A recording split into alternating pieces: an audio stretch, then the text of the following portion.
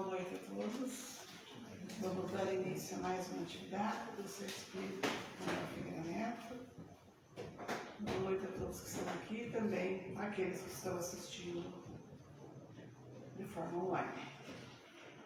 Nós iniciamos sempre com recados, né? Nós temos o atendimento fraterno para quem quiser, nós temos livros a empréstimo, livros para venda.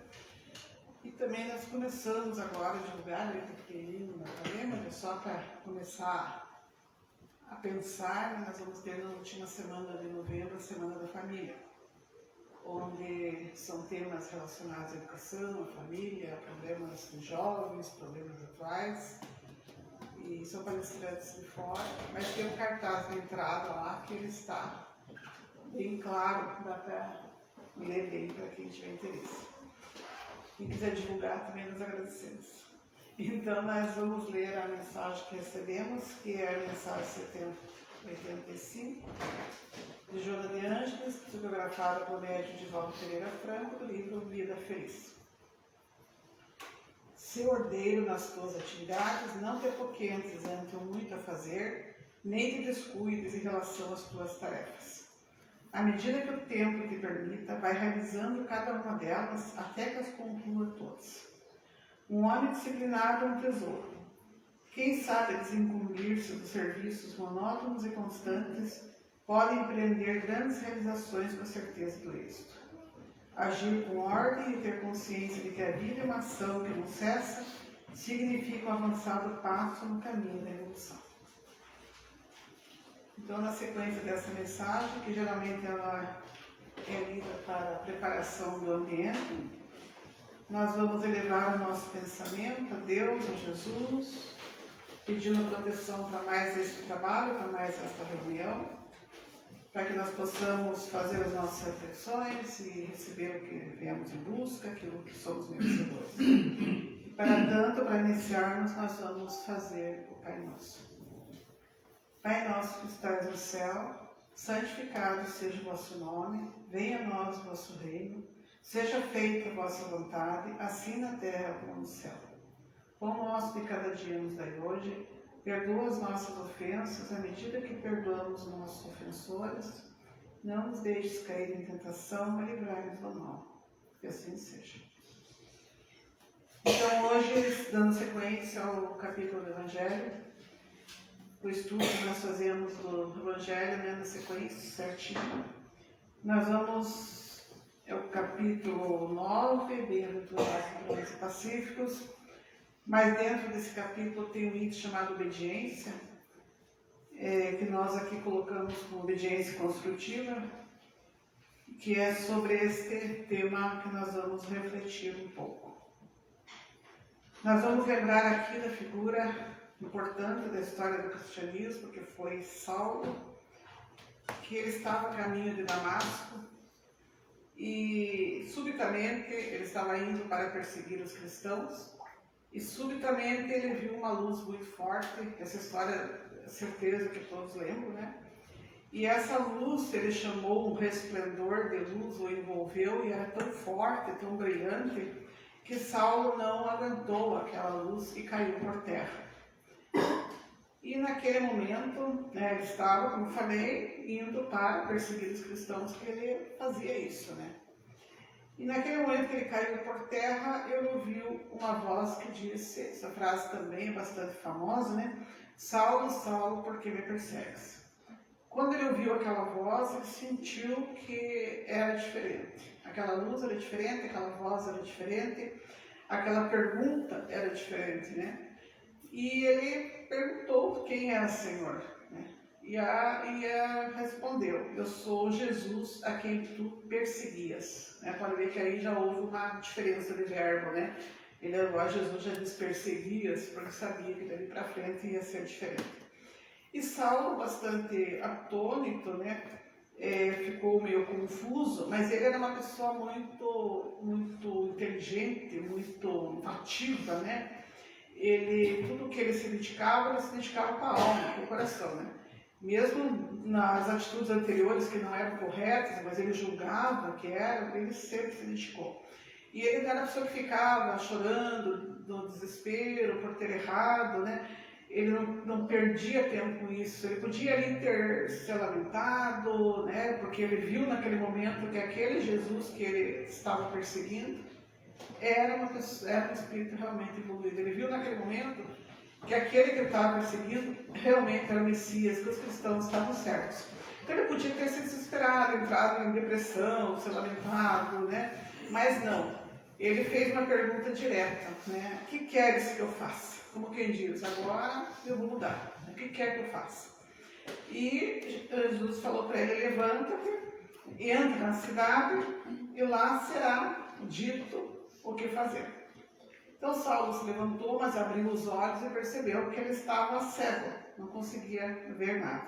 Então ele foi guiado pela mão das companheiros que estavam indo junto com ele e conduziram Paulo naquela situação. Saulo, né, porque naquele momento ainda ele era Saulo, ele trocou para Paulo mais tarde, eles foram conduzidos até Damasco. Ficou lá 3 dias sem enxergar, que foi um momento que foi muito importante na vida dele, né? Porque naquele momento que ele estava sem enxergar, ele refletiu sobre as atitudes dele, do passado, o que ele tinha feito até aquele dia, como que ele tinha agido com os cristãos, né? Então ele teve aqueles 3 dias, momentos de reflexões, né? Até que chegou Ananias e pôs as mãos sobre ele, né? E falou, irmão Saulo, Jesus que te apareceu no caminho por onde vias, me enviou para que tornes a ver. Então ele fez uma imposição de mãos e Saulo sentiu que caía como que escamas da vista dele e passou a enxergar. Nós não vamos aumentar muito a história porque o tempo é curto, né? Mas passado um tempo, bastante tempo, né? Um tempo que ele recebeu bastante orientações, um tempo que ele ficou isolado, analisando as situações, refletindo sobre o que tinha feito, sobre essa nova vida, estudando os ensinamentos de Jesus, conversando com aqueles que estavam ali atendendo na Casa do Caminho. E Paulo, daí depois mudou para o nome de Paulo, né? Então vamos falar Paulo aqui para frente, né?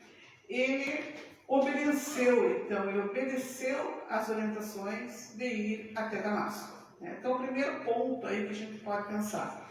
Então, ele poderia ter sido rebelde, orgulhoso. Eu não vou, não quero ir. Né? Aquela situação de rebeldia que é muito comum.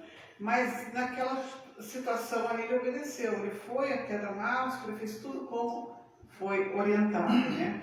Lá na Casa do Caminho, ele recebeu várias orientações dos companheiros que estavam lá, dizendo como ele devia agir, como que devia fazer, e ele também teve essa postura de obedecer essas orientações, né? E obedeceu a esse chamado de Deus, essa nova missão que ele mesmo percebeu que estava acontecendo. Então, ele teve uma situação de obediência como uma libertação, né? No sentido que quando Paulo obedeceu a essas situações, ele se libertou do orgulho, se libertou da vaidade, ele se libertou daqueles falsos conceitos que ele tinha, daquelas questões de ser um perseguidor, daquele fariseu rigoroso que ele sempre foi, né? Então essa obediência, ela representa uma libertação, né? De que forma obedecemos, representa uma libertação.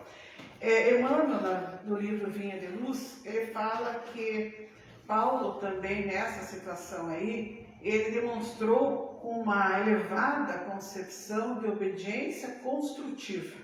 Por isso que nós colocamos lá no título, né? Obediência construtiva.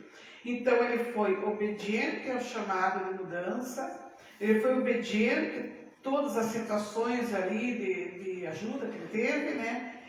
Com isso, ele se libertou dos erros, ele se libertou dos equívocos, da forma errada de pensar e construiu uma nova vida. Por isso, a obediência também tem o sentido de construtivo, né? Então, ele construiu uma nova vida a partir daquele momento, né? Novos valores, novas posturas, novos objetivos, nova missão. Ele construiu uma vida diferente, né? Ele divulgou o Evangelho de Jesus, ele ajudou a manter vivo o Evangelho de Jesus, a manter a pureza do Evangelho, né? Então, por isso, Emmanuel fala que a obediência dele ali foi uma libertação da vida antiga que ele tinha e uma construção de uma vida nova, né, que foi tão importante. Mas esse conceito de obediência, nós temos hoje um conceito bastante errado, vamos dizer assim, né, equivocado. Esse conceito de obediência ele foi mudando com o tempo. Ele nasceu com um conceito, uma ideia, e com o tempo ele foi mudando. Então lá no início, lá no latim, obediência significava ouvir, escutar com atenção e respeitar. Então esse era o conceito inicial da palavra obediência. Você ouvir, escutar com atenção e respeitar. Então, por exemplo, você recebe um conselho, né? Você ouve aquele conselho, aquela orientação, que foi o que Paulo fez, né? Você escuta a atenção àquilo que estão falando, você respeita a opinião da pessoa, isso quer dizer obediência, né? Também, obediência às leis divinas, né? Você entender as leis divinas, respeitar, conhecer as leis divinas, também é obediência.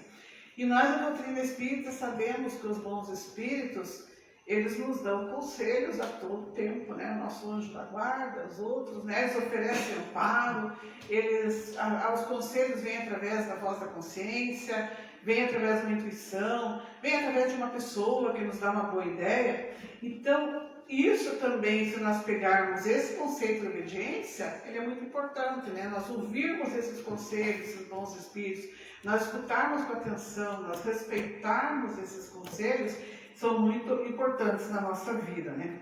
Mas esse significado de obediência, com o tempo, ele foi mudando, né? Com a questão até da evolução semântica, da questão do contexto cultural, né? Com a sociedade mais individualista, né? Cada um por si, o conceito de obediência, ele foi mudando de atitude, de significado, né? Dando um foco mais no individualismo. Ele foi mudando totalmente, né? E ele, com isso, o conceito de obediência, ele passou a ter uma conotação muito negativa. Parece uma coisa até, para muitos, uma coisa errada, né? Ele ficou associado à submissão, à fé cega, à falta de autonomia, falta de razão, falta de consciência, né? Ele passou a ter essa conotação. Ele recebeu uma imagem muito ruim da atual sociedade, como se fosse uma fraqueza. E nós usamos a palavra obediência de formas até erradas, às vezes até no lugar, usamos a qualquer hora, em qualquer momento, né? A gente ouve muito, você tem que ser obediente, obedeça, né? Sempre até com um tom às vezes, de voz, parece bravo, né? Então ela ficou associada a essa situação, a esse jeito de falar, né? A esse significado de ter que obedecer, né? Uma ordem sem parar para pensar. Então ele acaba sendo, para muitas pessoas, um termo ruim, né? Um termo que não se deve usar. Na época medieval também, esse termo foi distorcido, porque a obediência passou a ter aquela questão do poder, da dominação. As pessoas queriam poder, queriam dominação, mudaram o conceito de obediência para que a pessoa dissesse sim às autoridades, sem pensar por quê, de forma irrefletida, de forma pouco inteligente, sem analisar, simplesmente dissesse sim para as autoridades. Então, foi deturpando essa situação, né? Mas a obediência na tradição da igreja antiga, igreja primitiva, cristã, então ela tinha essa conotação, né, de uma consciência bem formada e uma profunda humildade.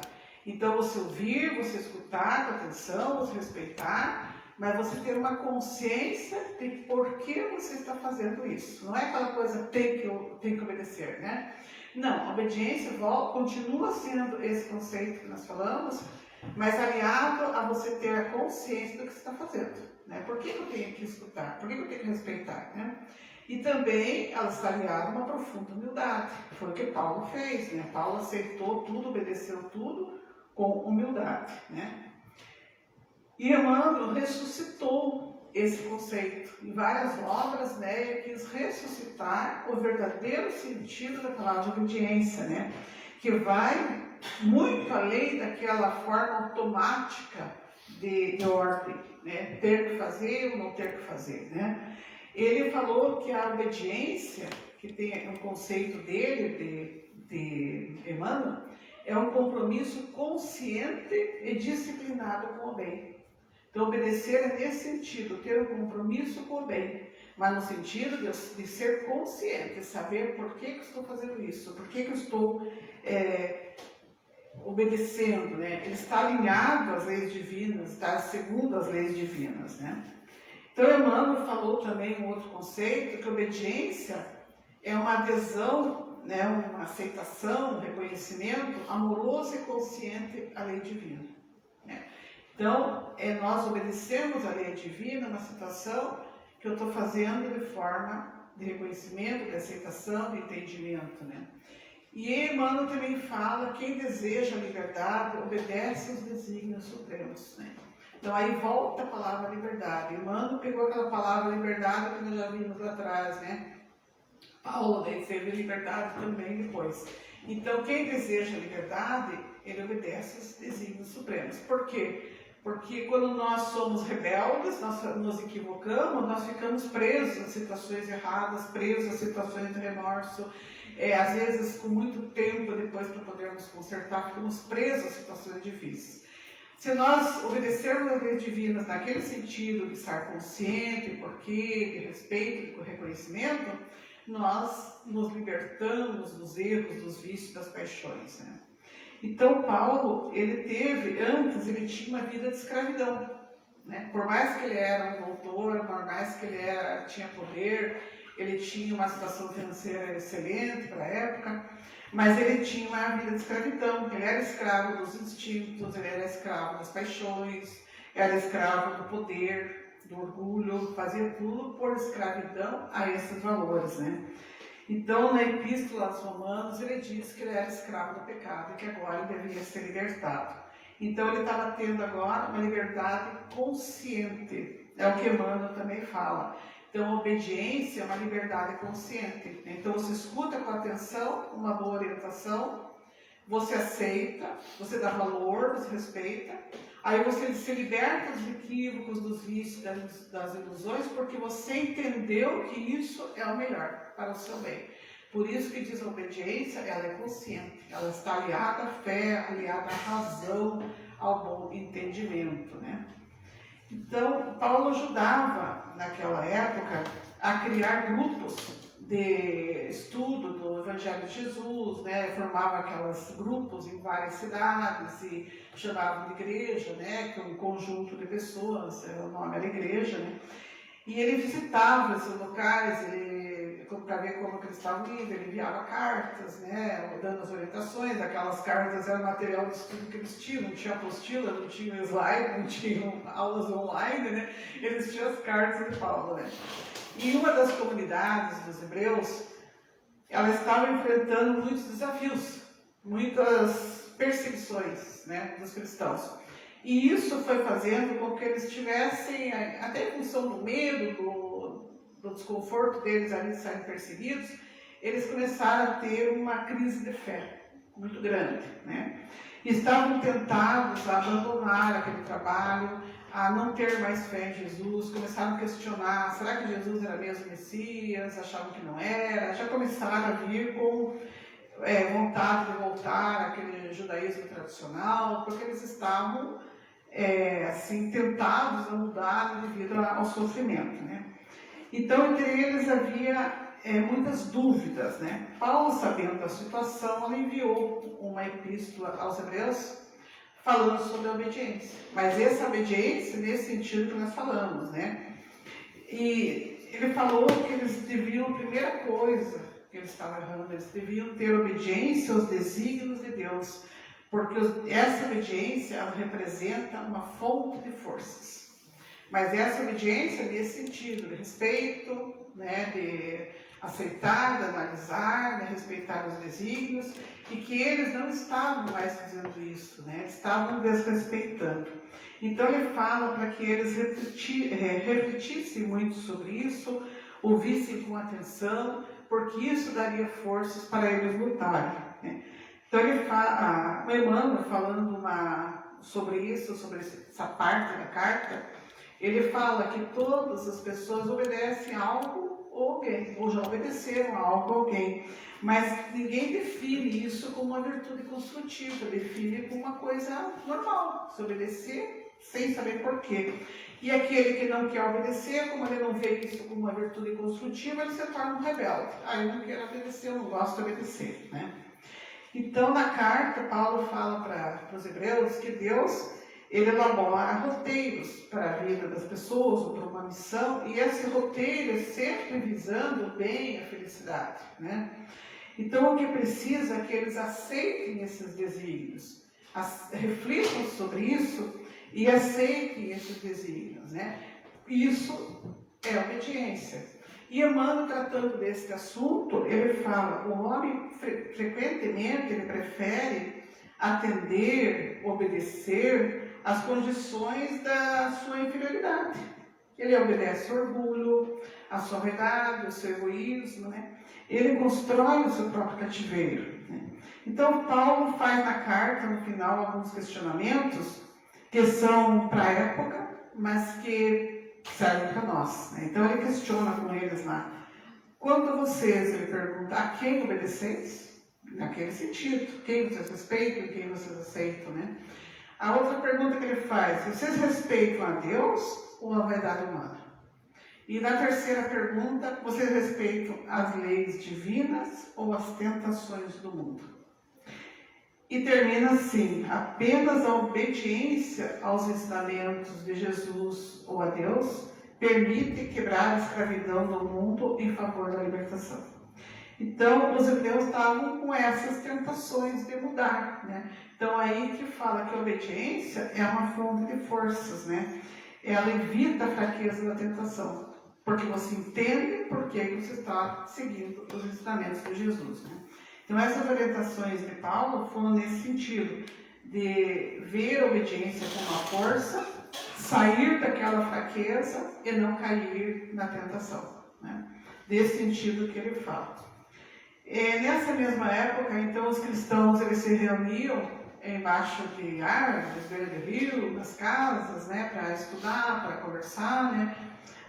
E na cidade de Filipe, uma cidade da Macedônia, as mulheres se reuniam próximo ao rio, né?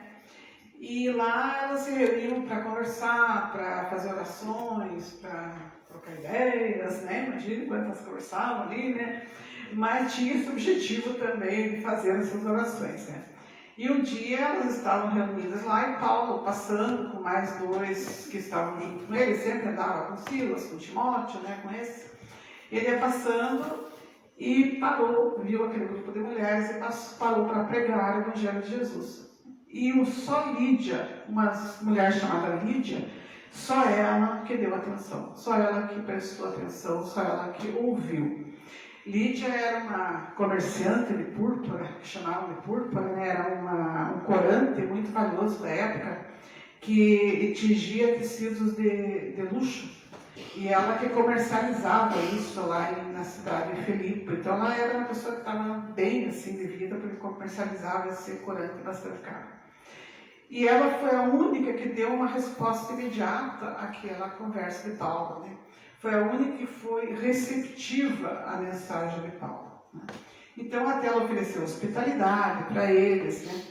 E ela percebeu que ali havia um chamado, percebeu que ali havia um convite para um novo trabalho. E ela ouviu com atenção, ela aceitou, ela respeitou. Então, nesse sentido, ela obedeceu aquele chamado, ela obedeceu aquele convite. Porque se nós trabalharmos com esse sentido original da palavra, né? Então, a Lídia foi muito importante. Ela ajudou também na divulgação, abrindo a casa dela para fazer reuniões, né?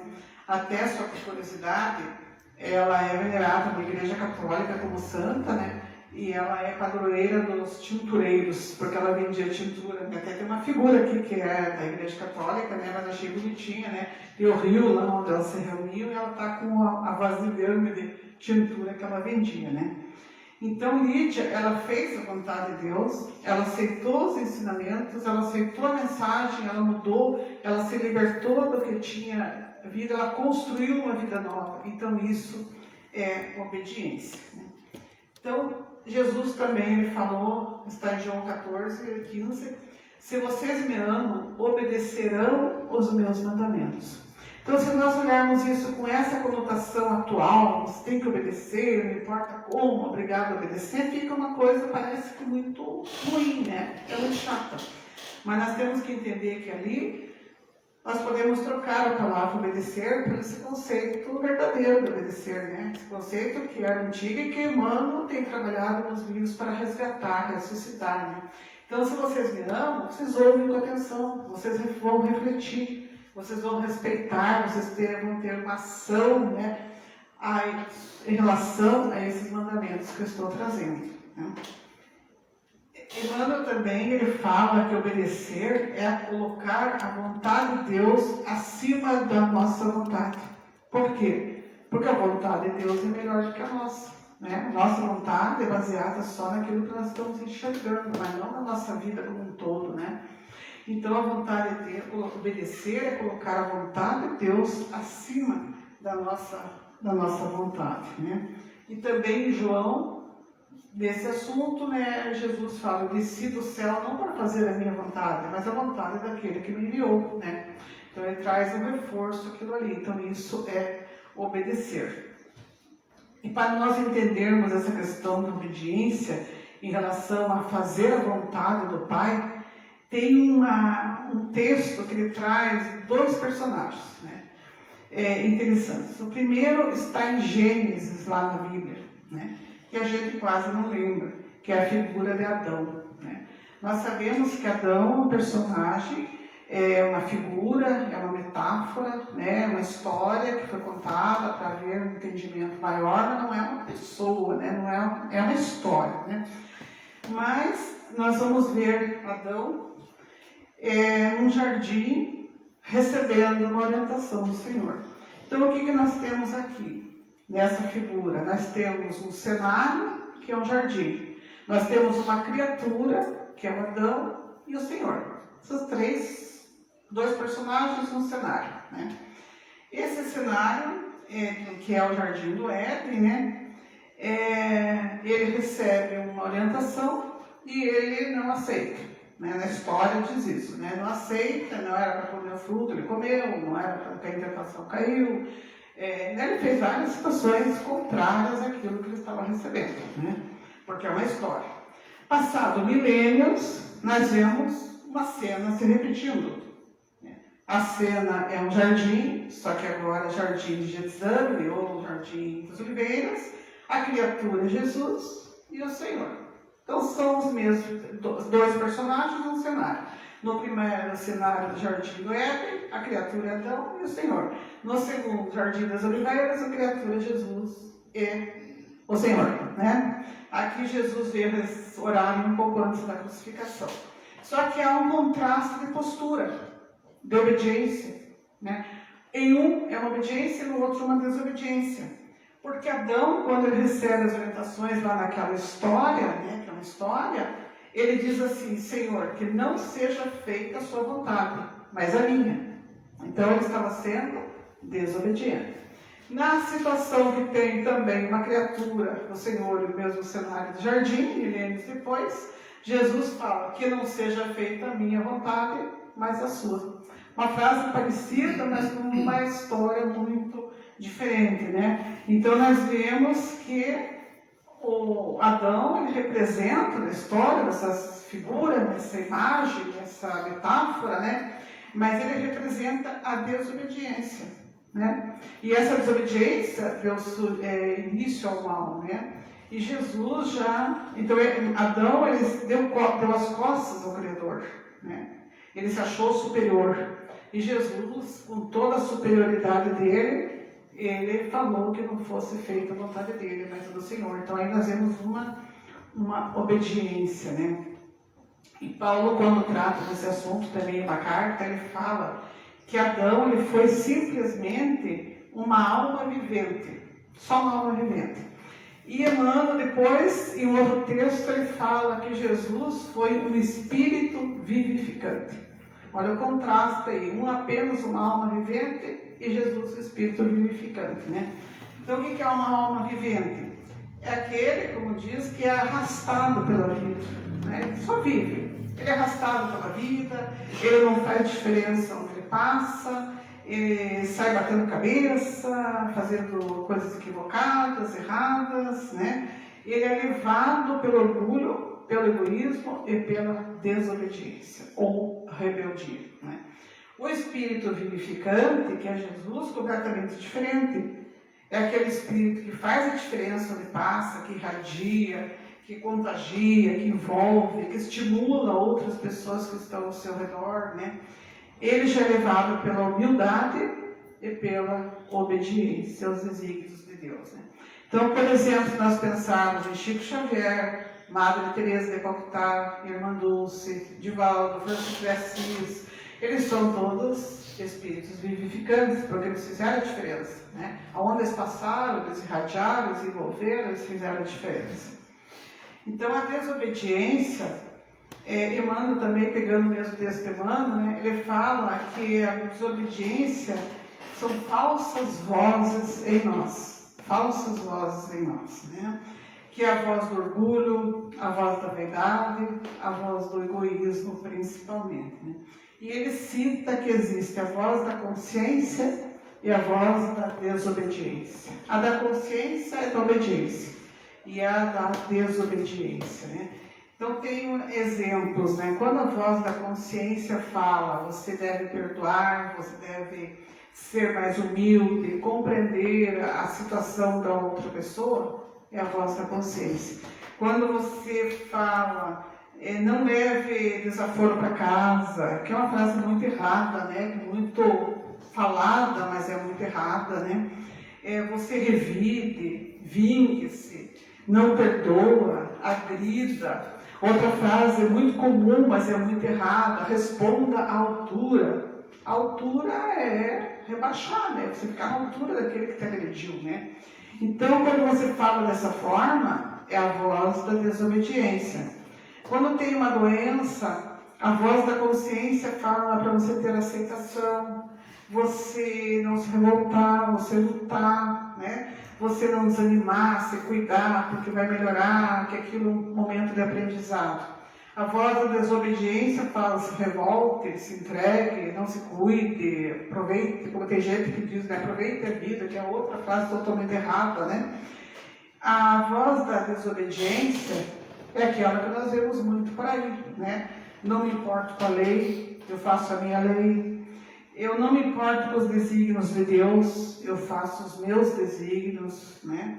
Não me importo em prejudicar os outros para conseguir o que eu quero. Isso é tudo a voz da desobediência a Deus, né? Eu não me importo com a corrupção, desde que seja para o meu bem-estar. Não sei se alguém já ouviu falar nisso por aí, né? Uma frase um pouco comum, né? Mas são escolhas vinculadas a essa aceitação, ao respeito, né? Ao desrespeito, à falta de humildade, ao orgulho, né? Então, a escolha, em relação à escolha e desobediência, tem uma história de Jesus, né? Que está em Mateus 8:10, né? Do pastor que estava levando 100 ovelhas lá para Aprisco. E uma das ovelhinhas não foi obediente ao seu pastor, né? Porque ele ia dizendo, vamos para aqui, agora vamos comer esse capim, agora vamos mais para frente. E a ovelhinha, como ela se julgava acima, superior, mais entendida, ela ficou com a desobediência e ficou para trás, porque ela viu uma graminha verde, a Amélia Rodrigues até descreve isso, né? Que ela viu uma graminha verde, num tom muito bonito, brilhante, ela se empolgou com aquela graminha e deixou que os outros fossem, desobedeceu o pastor e ficou ali. Só que aquela graminha não tinha valor nutritivo nenhum, e ela foi enfraquecendo, e não conseguiu mais procurar as outras ovelhas do pastor. O pastor teve que voltar, achou a ovelhinha lá já muito fraca, colocou no ombro para levar para o aprisco, né? Então, a desobediência é aquilo que nós falamos lá atrás. A obediência é uma fonte de forças. A desobediência, ela leva à fraqueza. ali o exemplo de fraqueza física, mas a fraqueza de espírito, né? Nós perdemos momentos empolgados com encantamentos, com aparências, com ilusões. E Lázaro, no texto desse capítulo do Evangelho, no capítulo 9, ele fala que nós não compreendemos o que é obediência, confundimos com uma virtude passiva, submissão, subjugação, quando na verdade é uma virtude muito ativa. É fazer tudo o que está ao nosso alcance, submetendo-se aos desígnios divinos, porque os desígnios divinos é que são bons, né? Então aí nós vamos ter força e não aquela fraqueza. Lázaro também diz: o orgulhoso e o egoísta, eles não podem ser obedientes, eles nunca são obedientes, eles gostam de desobedecer, porque o orgulho não deixa. Se eu obedecer, o outro tem mais razão, se me der um conselho, eu não vou aceitar, porque eu sou superior. Então, o orgulho e o egoísmo não deixam de ser obediente, né? E ele sobrepõe isso, daí até a vontade divina, ele acha que é mais superior, nós nos rebelamos e acabamos cometendo equívocos. E encerramos com Emmanuel, que ele diz: Jesus veio anunciado por anjos e por uma estrela, transformou pecadores em apóstolos. Jesus curou, ensinou, exemplificou, sofreu, mas foi obediente às leis divinas, sempre dizendo: Pai, faça-se a sua vontade, mas não a minha. Ele não se deixou abater pelas aparências transitórias, pelos ornamentos do mundo. Mostrou que a verdadeira vitória é quando nós domamos as nossas paixões, vencemos os nossos caprichos e aceitamos os chamados, os convites para o trabalho, para a melhoria espiritual. Então voltamos lá ao primeiro slide, onde o título do capítulo é Bem-aventurados os brandos e pacíficos. Para nós sermos obedientes, nós temos que ser brandos, nós temos que ser calmos, mais tranquilos, né? Nós temos que ser pacíficos, lutando por pacificar, por trazer a paz, né, em qualquer lugar. Mas nós temos que ter essa obediência construtiva, que é força, que ela é respeito, que ela é ter fé, é consciência por que estamos obedecendo, né, aquele conceito antigo lá de Cristo, da igreja primitiva, e que Emmanuel resgatou. E essa obediência construtiva é que nos leva à nossa libertação. Então era isso, e que a paz de Deus esteja com todos. Então vamos encerrando a nossa primeira parte, agradecendo a Deus a oportunidade de estarmos aqui reunidos, de termos essa oportunidade de refletir sobre os assuntos do Evangelho de Jesus, do Evangelho segundo o Espiritismo. E vamos novamente, encerrando, fazermos o Pai Nosso. Pai nosso que estás no céu, santificado seja o vosso nome, venha a nós o vosso reino, seja feita a vossa vontade, assim na terra como no céu.